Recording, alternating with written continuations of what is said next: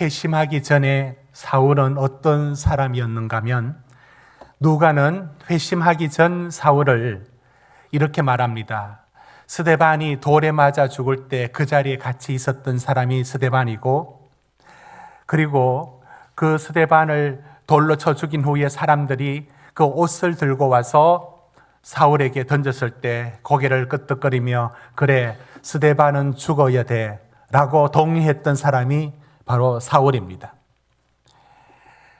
그는 예수 믿는 자들에 대한 특별한 반감을, 분노를 갖고 있었습니다. 오늘 9장 1절 보시면 주의 제자들에 대해서 여전히 위협과 살기가 등등하여 라고 말하고 있습니다. 누가의 눈에 비친 사울은 회심하기 전에 마치 살아온 짐승 같습니다. 여러분 앞으로 가서 8장 3절 한번 보십시오. 이 단어는 여기 한 번 나오는 단어입니다. 8장 3절 사울이 교회를 잔멸할세, 잔인하게 완전히 없애버리는 걸 잔멸할세. 이것이 사울이었습니다. 자, 이 사울이 이제 예루살렘에서 도망가서 다메섹으로 도망가는 제자들을 체포하려고 대제사장에게 허가를 맡아서 올라가는 길, 다메섹은 오늘날 시리아의 다마스쿠스 그 수도를 말합니다. 이스라엘에서 상당히 북쪽에 있죠. 그곳까지 올라가는 그 길에 이 다메섹에서 아주 놀라운 일이 일어납니다. 그의 인생이 완전히 180도 바뀌게 됩니다. 이것을 일컬어서 회심이라고 말합니다. 오늘 우리는 사울의 회심을 얘기를 우리가 읽고 있습니다. 다메섹에 이르렀을 때 3절 보십시오. 호련히, 이 호련히는 언제나 하나님이 역사하는 특별한 시간, 갑자기 다가온 시간들을 말할 때 호련히라고 말합니다. 예상치 못하고 상상도 못할 일들이 일어날 때 이 단어를 씁니다. 호련히 하늘로부터 강한 빛이 비춥니다. 그 빛이 얼마나 강했던지 그 빛에 그만 어지러워 넘어집니다. 4절 보십시오. 땅이 엎드려져 라고 되어 있습니다. 여러분 빛에 의해서 넘어진다는 게 가능한 일입니다. 전기 용접하는 것을 철공소에서 전기 용접하는 걸 본 적이 있는데 계속 보다가 눈을 떠보니까 이게 눈이 보이지 않았습니다. 그 너무 밝은 빛이 눈을 아프게 하고 이게 손상시킬 수 있다는 겁니다. 그와 같은 강력한 빛이 사울을 비추었습니다. 그 빛에 엎드러졌습니다. 그리고 아무것도 보이지 않게 되는 겁니다. 그리고 소리만 들립니다. 4절 보십시오. 사울아, 사울아, 네가 어찌하여 나를 박해하느냐? 사울이 묻습니다. 당신 누구십니까? 음성이 들립니다. 나는 너가 박해하고 있는 예수다. 이제 일어나서 다메섹 시내로 들어가서 내가 말한 그 사람을 만나라 라면서 가게 되었고 8절에 보십시오. 사울이 땅에서 일어나 눈을 떴으나 아무것도 볼 수가 없었습니다. 거의 9절에 보면 사흘 동안 아무것도 보지 못하고 먹지도 못하고 마시지 못하고 완전히 그는 죽은 것 같은 상태로 되어버립니다. 이 일 후에 이 사울에게 일어난 일들은 무슨 일이냐면 이제 17절에 보면 아나니아가 안수를 합니다.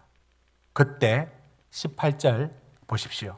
18절 여러분 우리 같이 읽습니다. 시작. 즉시 사울의 눈에서 비늘 같은 것이 벗어서 다시 보게 된지라 일어나 세례를 받고. 여러분 사울의 눈에 비늘 같은 게 뭘까요? 세심하게 관찰하는 의사 출신 누가의 눈에 사울의 눈에 뭔가 덮여 있었어요. 뭔가 눈에 씌워져 있었어요. 그게 뭔가 있다가 그게 벗어진 것 같은 그 적절한 무엇을 표현할 수 없어서 비늘 같은 것이 벗어졌다고 하는데 놀라운 변화가 일어났습니다. 그는 어떤 사람이 되었을까요? 며칠 전에 예수 믿는 사람을 잔멸하고 집집마다 방문해서 다 끌어내어 감옥에 쳐넣으려고 살기 등등했던 사울이 요 며칠 사이에 여러분 이 정도로 바뀌었습니다. 20절 보십시오. 예수가 하나님의 아들이다. 이게 어떻게 사울의 입에서 이런 말이 나옵니까? 22절 보십시오. 예수가 메시아다. 예수가 그리스도라고 증언합니다. 이런 놀라운 변화가 일어났습니다. 이걸 일컬어 우리는 회심이라고 말합니다. 여러분, 사울의 회심의 이야기를 읽었을 때 우리도 마음 한구석에 우리도 이렇게 살다가 어느 날 하나님이 이렇게 확 한순간에 바꿔버릴 수 있겠다라는 혹시 기대를 갖거나 사울의 회심의 사건에 일어난 이 극적인 요소들이 우리에게도 있으면 좋겠다는 마음을 혹 가지는 분들이 있을 수 있겠습니다. 여러분, 그러나 사울에게 일어난 이 특별한 일은 모두에게 일어나는 것이 아니고 회심은 사람마다 다릅니다. 반드시 하늘에서 번개가 내리고 번개가 치고 땅에 엎드러지고 사울아 사울아라는 자기 이름을 부르는 그런 놀라운 기적이 동반되는, 그래서 한순간에 변화되어서 이렇게 달라지는 이 극적인 변화가 사울에게 있었던 특별한 일이지 누구에게나 일어나는 일들은 아닌 겁니다. 이걸 일컬어서 여러분 회심에도 이런 특이한 점이 있는가 하면 본질적인 것이 있다는 것입니다. 이 특이한 점은 모두에게 일어나는 것이 아닙니다. 그래서 우린 제각기 다른 회심의 과정을 겪습니다. 사람마다 다릅니다. 그러나 본질적인 게 있다면 무엇일까요? 그리고 그 본질적인 것들을 오늘 우리가 찾고 그 본질적인 것, 그러니까 신자에게는 반드시 일어나야 될 사건이 회심인데 그 회심이 일어나는 게 극적이나 순간적 기적의 방식으로 일어날 수도 있겠지만 그것보단 그 방법은 특이한 방법은 다를 수 있고 우리에게 일어나지 않을 수 있습니다. 그러나 반드시 일어나야 될 공통적인 본질적인 요소들이 있습니다. 여러분, 그게 뭡니까? 예수를 인격적으로 만나는 사건. 여러분 4절 5절 보십시오. 사울아 사울아. 여러분, 사울이 이 소리를 들었을 때 얼마나 놀랐겠습니까? 당신 누구십니까? 나는 네가 줄곧 박해하고 있는 바로 그 예수다. 이 사건으로 가장 본질적인 게 무엇이냐면 여러분, 이것은 역사적인 사건이 아니고요, 영적인 사건입니다. 그러나 누가는 이 기록을 3번이나 얘기하고 바울의 입을 빌려서 2번 더 이 간증을 오늘 읽었던 이 간증을 2번 더 하게 됩니다. 그런데 바로 이것이 가장 큰 공통점이 뭐냐면 예수를 인격적으로 만나게 됩니다. 사울아 사울아. 그런가 하면 여기서 일어나는 일들이 어떤 공통점이 있느냐면 이게 회심의 본질적인 요소들입니다. 그것은 자기가 철석같이 믿어왔던 율법 외에는 구원 얻을 수가 없다. 저 나사렛 이단 모조리 잡아 쳐넣어야 돼. 그렇게 믿고 있던 그에게 어떤 변화가 일어났는가 보십시오. 바로 그에게 일어난 것은 여러분 18절을 우리가 읽었지만 다시 한번 보십시오. 18절에 사울의 눈에서 비늘 같은 것이 벗어져서 철저하게 내가 틀렸다는 것을 알게 됩니다. 자신의 죄를 깨닫게 되고 뭔가 눈에 덮인 것이 벗어집니다. 이것이 회심의 본질적인 요소들입니다. 그리고 22절에 읽었던 것처럼 예수가 그리스도라고, 예수가 나의 주인이시고 20절에 예수가 하나님의 아들이시고 이제는 그의 삶이 달라져서 그분이 주인으로 여기며 살아가는 삶의 변화, 이게 바로 회심의 본질적인 요소입니다. 회심에 다양하게 일어나는 사건들의 특이한 점이 이걸 모두에게 기대할 수는 없습니다. 사람마다 다릅니다. 여러분, 디모데는 어머니가 유니게고 할머니가 로이스라고 하는 이름을 가졌는데 어릴 때부터 디모데는 우리말로 모태신앙입니다. 그 신앙을 이어받았고 교회 안에서 믿음이 자랐습니다. 어머니가 유대인이고 아버지가 헬라인이었던 그 디모데가 지속적으로 성장해 가는 과정에 기적 같은 일은 없었어요. 이 사울에게 일어난 회심의 사건이 없습니다. 그러나 그는 자라면서 끊임없이 서서히 이 믿음이 자라고 변화가 일어났습니다. 여러분, 이렇게 점진적으로 일평생에 걸쳐서 일어나는 이 디모데의 모델이 어쩌면 대부분의 성도들에게 일어나는 회심의 과정이라서 극적으로 딱 일어났던 무엇이 보이지 않고 어떻게 흘러가는지 놓칠 수가 있습니다. 오늘 저는 우리 성도님들의 삶의 자리에서 극적으로는 아니지만 다양하게 일어나는 회심의 사건에서 본질적으로 일어났을 때 우리에게 무엇이 일어나는지 우리는 그 부분을 말씀을 드리려고 합니다. 여러분, 이 사건이 비록 사울에게 일어난 예상치 못한, 그래서 호련히 일어난 사건이지만 이것이 사울이 이런 사람은 아니었습니다. 마치 묻지마 범죄를 저지르는 사람처럼 마구 사람들을 폭력을 행사하고, 그게 아니라 율법이라는 자기의 가치관 속에 예수 믿는 자를 핍박하는 그런 자였습니다. 그렇기 때문에 그러면 우리가 이런 질문을 던질 수 있습니다. 왜 사울에게 예수 믿는 자가 그렇게도 꼴보기 싫었을까? 왜 그렇게 잡아 죽이고 싶었을까? 왜 그랬을까? 여러분, 왜 그랬을까요? 그걸 그대로 용납하기에는 자기를 흔드는 무엇이 있었습니다.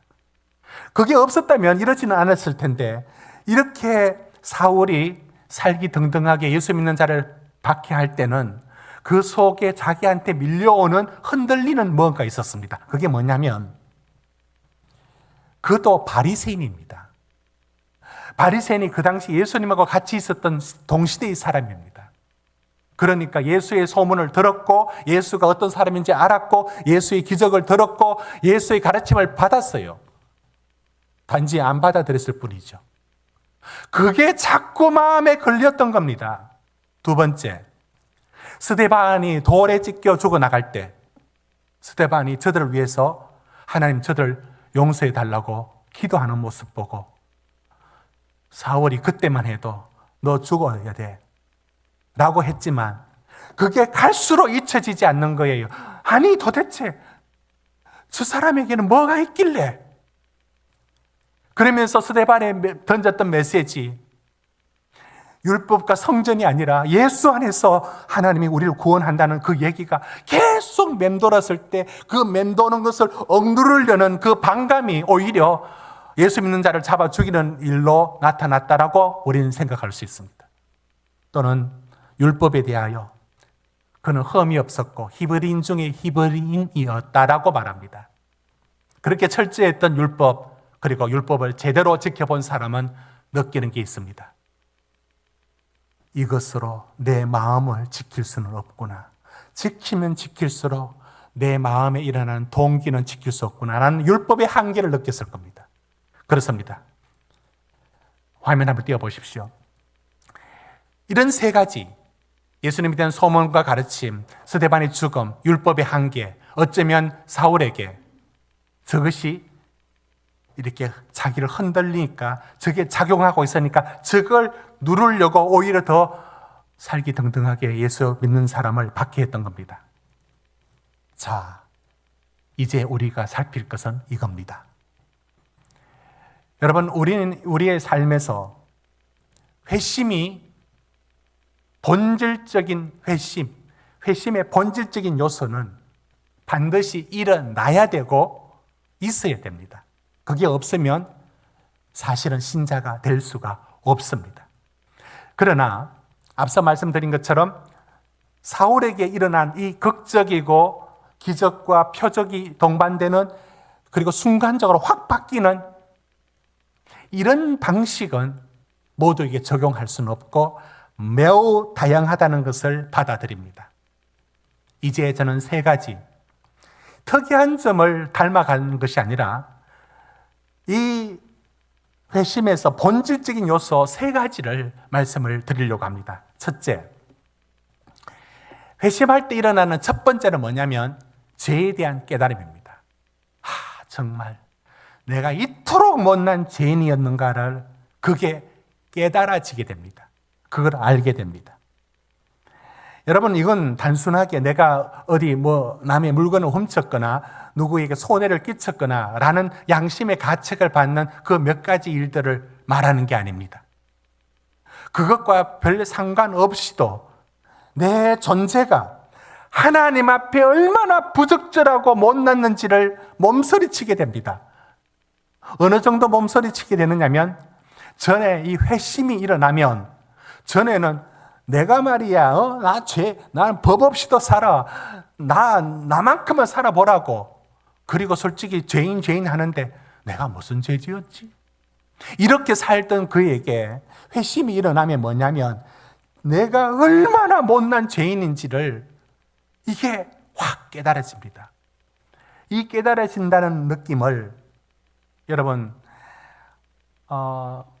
칠판에 선생님이 이렇게 분필로 글을 쓰다가 손톱을 쫙 꺼니까 몸이 오싹해지죠. 그만큼 내가 하나님 앞에 얼마나 이 죄가 징그러운지 못났는지를 보게 됩니다.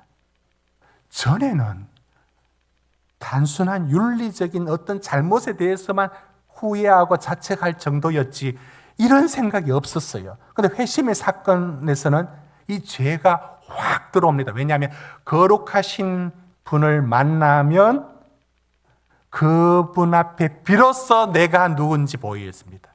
그 거울 앞에 서기 전까지는 아무도 모릅니다. 여러분, 누가복음 5장에 시몬이 예수님을 만날 때 이런 장면이 나옵니다. 새벽녘입니다. 밤새도록 고기를 잡았는데 한 마리도 못 잡았습니다. 그물을 다 정리하고 있는데 예수님이 와서 배를 빌립니다. 그 한 배를 빌렸을 때 베드로는 그 배를 빌려주면서 이렇게 노를 저면서 예수님의 말씀을 듣고 있습니다. 많은 사람들에게 말씀을 전하고 있던 말씀을 다 듣고 난 후에 예수님이 시몬에게 말합니다. 깊은 데 가서 그물을 내려라. 내가 고기 잡은 지가 30년 넘었어요. 베드로의 말입니다. 이 새벽녘에 무슨 깊은 데 고기가 있습니까?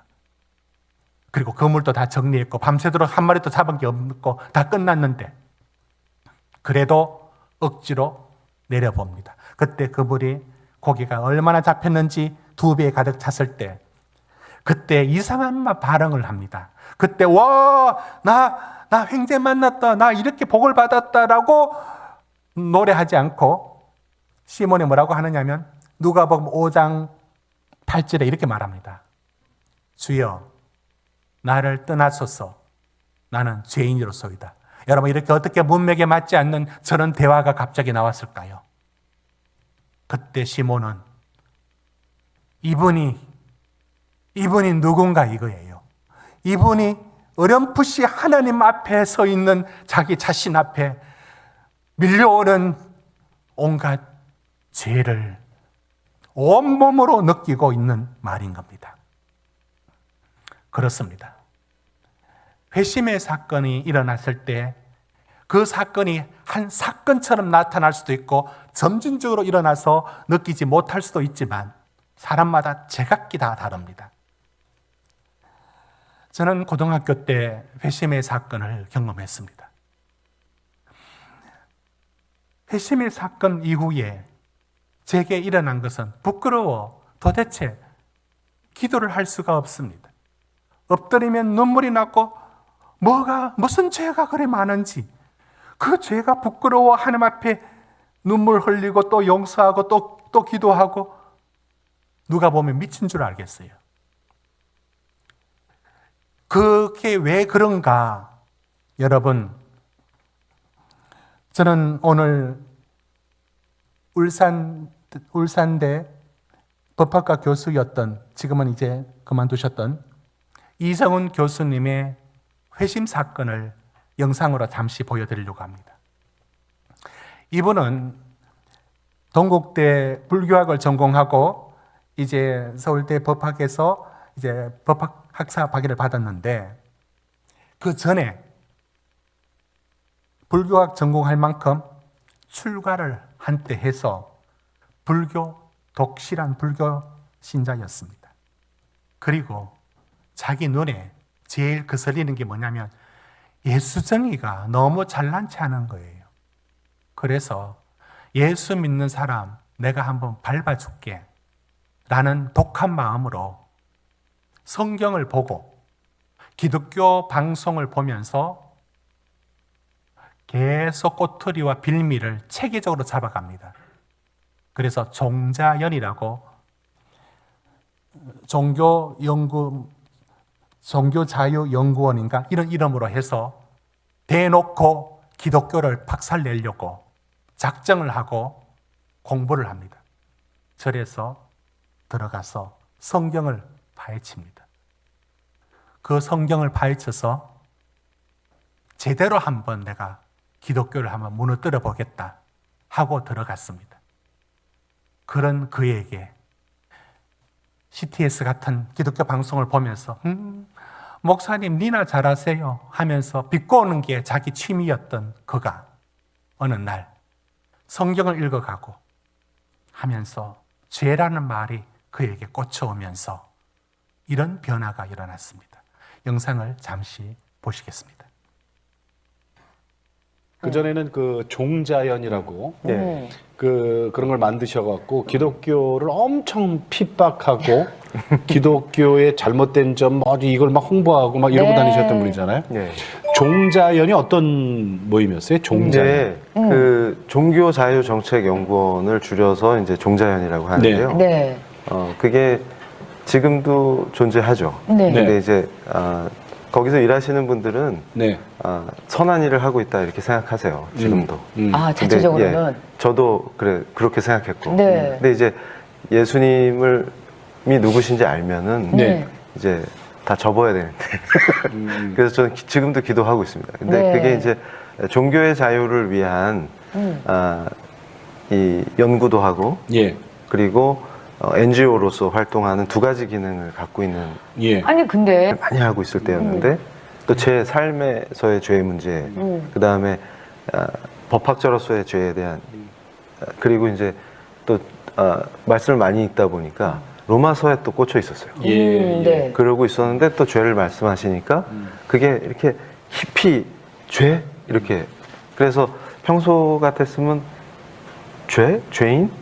목사님이나 잘하세요. 이렇게 또 반발하면서 비판을 했어야 되는데 비판이 안 나와요. 갑자기. 그러면서 제가 이제 뭐 혀가 굳었다 이런 표현을 썼는데 정확히 말씀드리면 언어를 잃어버렸다는 표현이 맞을 것 같아요. 그러니까 갑자기 굉장히 숙연해지고 함부로 입을 놀릴 수 없게 된 거죠. 그 상태에서 엎드렸어요. 땅바닥에. 그러니까 정확하게 표현드리면 그때 느낌이 세포까지 내가 죄인이라는 걸 알게 돼버렸어요. 그냥. 그러니까 머리의 끝에서 발끝까지 난 진짜 부패해서 죽을 수밖에 없는 죄인이구나. 그것도 여지가 있는 게 아니라 전적으로 부패한 자구나. 완전한 죄인이구나. 이대로 죽을 수밖에 없구나. 그러니까 제가 굉장히 의인인 줄 알았어요. 젊은 나이에 이제 까불고 다니면서 교회 비판하고 너네나 똑바로 살아라 이러면서 비판하다 보니까 비판을 세게 할수록 더 큰 의인인 것처럼 착각에 빠지죠. 왜냐하면 세상을 바꾸려고 그랬습니다. 맞습니다. 어떻게 보면 장다르크처럼. 저는 의인이라고 느낄수록 이게 위험한 거구나. 그걸 그때 그러니까 지금도 많은 분들이 자기가 의인이라고 느끼고 있으면 이해하니까 죽는 길 외엔 답이 없다. 죽는 거. 그러면서 여기까지 보겠습니다. 로마서를 제가 읽을 때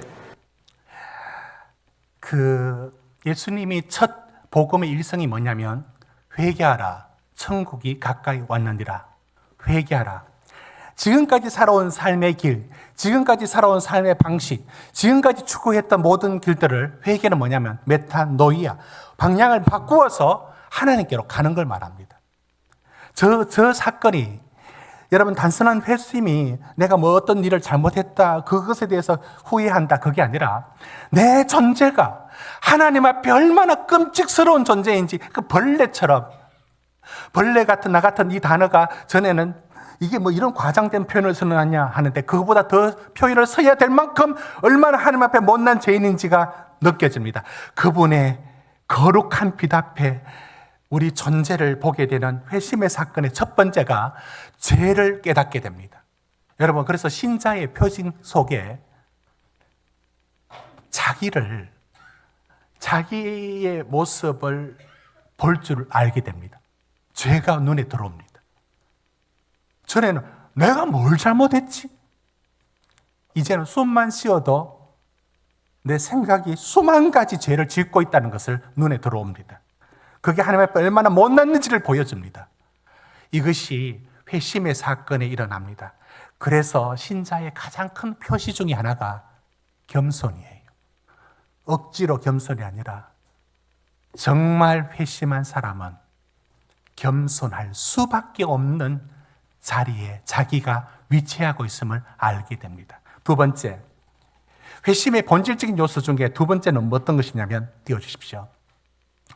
믿음이 믿는 길밖에 없구나를 알게 됩니다. 그것도 예수 그리스도 외에는 믿는 길밖에 없다. 그러니까 예수님과의 인격적인 만남이 이루어집니다. 이게 어떤 것이냐면 여러분 오늘 본문 말씀 20절 다시 보십시오. 예수가 하나님의 아들이다. 22절에 예수가 그리스도다. 메시아다. 여러분 이것의 어떤 믿음이 어디서 오느냐면 여러분 이 믿음은 단순한 지적인 동의가 아니에요. 예수님 외에는 내가 하나님께 나아갈 수 있는 방법이 없는 거예요. 그래서 그분만을 믿는 것이 유일한 내가 살 수 있는 방법인 것을 알게 됩니다. 자, 이제 제가 성경 구절들을 이제 제시하는데요. 여러분들은 이 구절을 읽으면서 믿음이 어떻게 사용되는가를 한번 보십시오. 믿음이란 게. 자, 먼저 에베소서 2장입니다. 그는 허물과 죄로 죽었던 너희를 살렸었다. 그리고 그 전에 우리는 사실 죽은 것과 같다는 겁니다. 자, 그런데 어떻게 됐느냐? 에베소 2장 8절로 올라가십시오. 8절로. 같이 읽습니다. 시작. 너희는 그 은혜에 의하여 믿음으로 말미암아 구원을 받았으니 이것이 너희에게서 난 것이 아니요 하나님의 선물이라.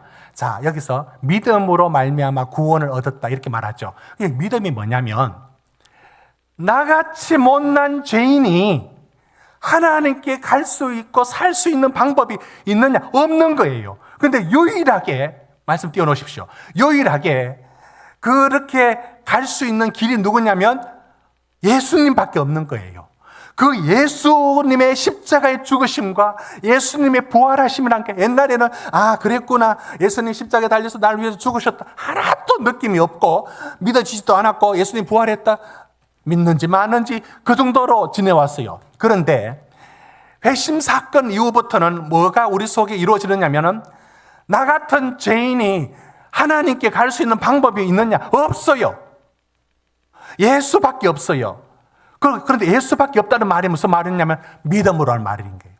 예수를 믿음으로. 왜 믿음이 선물이고 왜 믿음으로라는 말을 사용하느냐면 내가 하는 어떤 노력이 아니고 그저 예수 그분을 붙들어야만 내가 하나님께 나아갈 수 있다. 그래서 예수가 믿을 수밖에 없고 믿는 방법은 이 길밖에 없고 이것밖에 길이 없는 거예요. 그걸 말하는 겁니다. 하나 더 보겠습니다. 로마서 3장에 보십시오. 로마서 3장에 보면 율법 외에 한 의가 나타났다. 22절. 예수 그리스도를 믿음으로 말미암아 모든 믿는 자에게 미치는 하나님의 의다. 23절 같이 읽습니다. 시작. 모든 사람이 죄를 범하였으며 하나님의 영광에 이르지 못하였더니 건너뛰고 25절 같이 읽습니다. 25절 시작. 이 예수를 하나님이 그의 피로써 믿음으로 말미암는 화목제물을 세우셨으니 이는 하나님께서 길이 참으시는 중에 전에 지은 죄를 간과하심으로 자기 의로우심을 나타내려 하심이니. 여러분 보십시오. 여기 자꾸 의가 나오죠. 의가 뭐냐면 어렵게 생각하지 마십시오. 하나님 앞에 나갈 자격을 말해요. 내가 이렇게 또 못난 죄인인데 이게 눈에 들어왔는데 어떻게 나갈 수 있겠어요? 방법이 없어요. 그런데 그 방법이 나갈 수 있는 자격이, 나갈 수 있는 길이 있어요. 그게 하나님이 만들어 놓으신 예수 그리스도를 믿음으로 받아들였을 때, 그래서 믿음으로 의롭게 되고 믿음으로 이루어진 의를 자꾸 얘기하는 것은 하나님께 나갈 수 있는 길은 예수밖에 없는 거예요. 그래서 그거를 예수를 믿음으로 하나님께 나아갈 수 있게 되었습니다. 빌립보서 3장으로 갑니다. 오늘도 말씀 읽게 되겠습니다. 빌립보서 3장에 보면 사울이 회심하기 전에 나는 8일 만에 할례 받은 사람이고 이스라엘 족속의 베냐민 집하고 히브리인 중에 히브리인이다. 율법으로는 바리새인이라고 말하고 있고요. 열심으로는 교회를 박해했고 율법의 의로는 흠이 없다고 자부하던 사람입니다. 자, 그런 그가 어떻게 되느냐? 7절. 다 소용없다는 거예요. 나 그거 다 소용없다. 다 소용없더라. 내가 그리스도 외에는 내가 다른 거 다 소용없더라. 8절. 왜냐하면 내가 하나님께 나아갈 수 있는 길은 예수밖에 없더라는 거예요. 예수를 밖에 없다 말은 예수를 믿는 길밖에 없다는 거예요. 예수를 믿는다는 거예요. 예수를 받아들이는 그의 의에 힘을 입어 하나님께 나아가는 길밖에 없다는 거예요. 그게 믿어지고 그게 받아들여지고, 여러분 이게 그렇다고 한 번의 회심이 사람을 온전하게 만드는 게 아니에요. 첫 걸음에 불과합니다. 여전히 그는 죄에 이끌려 살아갈 수가 있고요. 죄가 그 속에 있습니다. 그런데 뭐가 달라졌느냐면 전에는 의식도 못했는데 내 속에 죄가 끊임없이 움직이고 있다는 것을 압니다. 로마서 7장에서 24절로 가십시오. 로마서 7장 24절에 이렇게 말합니다. 참, 나 공고하다. 왜? 이제 공고하다라고 탄식하면서도 뭐라고 하냐면 23절에 보면은 내 속에 두 가지가 있더라. 전에는 이게 없었어요. 전에는 내가 죄를 짓는지, 내가 하나님 앞에 부적절한지, 어떻게 살아가는지 아무 생각이 없어요. 개념이 없어요. 에베소에서 말했던 것처럼 허물과 죄로 죽어 있기 때문에 아무 개념이 없어요. 아무것도 없는 거예요. 그런데 속에 회심 이후에 뭐가 일어나느냐면 그 죄가 자꾸 자기 눈에 들어와요. 싫어하는데 자꾸 끌려가요. 그런데 회심은 그 죄를 보게 되고 미워하게 됩니다. 이런 역사가 우리 속에 일어나야 됨을 말하고 있습니다. 마지막, 여러분, 세 번째 회심의 본질적인 요소는 전에 없던 새로운 삶의 동기가 만들어집니다. 전에는 없었어요. 이제는 하나님을 기쁘시게 하기 위하여 살아야겠다. 거룩한 삶을 살아야 되겠다. 갈라디아서 5장 22절에서 23절에 말씀하고 있는 것처럼 하나님과 지속적인 관계 속에서 성령의 열매를 맺으면서 순종하며 살려고 하는 마음이 전에는 없었는데 그 마음이 생겨요. 그게 이제 마치 거듭나는 것처럼 새롭게 출발할 수 있게 됩니다. 사랑하는 성도 여러분, 세 번째는 간단히 하고 이렇게 넘어갑니다. 이런 말씀을 제가 지금 전하고 있습니다. 예수를 만난 사람들에게 반드시 일어난 사건이 회심이라는 겁니다. 단지 그 회심이 사울처럼 일어나지 않을 수가 있습니다. 대부분은 디모데처럼 일어날 겁니다. 그러나 일어나는 요소 중에 가만히 보면 적어도 이 세 가지는 반드시 일어나야 합니다. 죄. 내가 무슨 죄 지었어? 지금도 남의 죄에 대해서 입에 올리는 사람은 아직 진정한 회심이 없어서 그래요. 그것을 내 입에 담을 때 자기 속에는 내 눈에 들보를 못 보고 남의 눈에 티를 보는 것 같습니다. 얼마나 내 속에 죄가 가득한지는 회심한 사람만이 깨닫게 됩니다. 거기서 방법이 없어요. 하나님께 나갈 방법이 없어요. 예수밖에는. 그래서 예수를 믿게 돼요. 그 예수 믿는 것 밖에는 길이 없어요. 그래서 믿음으로 의롭게 된단 말이 수없이 반복되는 이유가 여기 있습니다. 그리고 전에는 그런 동기가 없었지만 하나님이 기뻐하는 게 무엇일까? 살아갑니다. 삭개오가 돈하고 살았던 사람입니다. 돈이 전부였습니다. 그런 그가 예수를 만났을 때 누가복음 19장 8절은 이렇게 말합니다. 주여 보시옵소서. 내 소유의 절반을 내가 다 내놓겠고 내가 속여 빼앗은 일이 있으면 내 갑절이나 갚겠나이다 라는 이 변화가 어디서 왔는지 아십니까? 예수가 자기에게 들어왔을 때 일어나는 회심의 사건이 저런 식으로 일어납니다. 여러분의 삶에는 이런 과정들이 없습니까? 가시나무 새라는 조성모 씨의 노래 속에 전에는 우리 자신이 그런 욕망과 우리 속에 우리가 얼마나 많은지를 몰랐어요. 그러나 점점 더 주님께로 나아가면 갈수록 자기 자신을 보게 됩니다. 오늘 그 찬양할 때 회심한 마음에서 바라보는 자기 자신 속에 뭐가 있는지를 비로소 보게 되는 고백을 들으시길 바랍니다.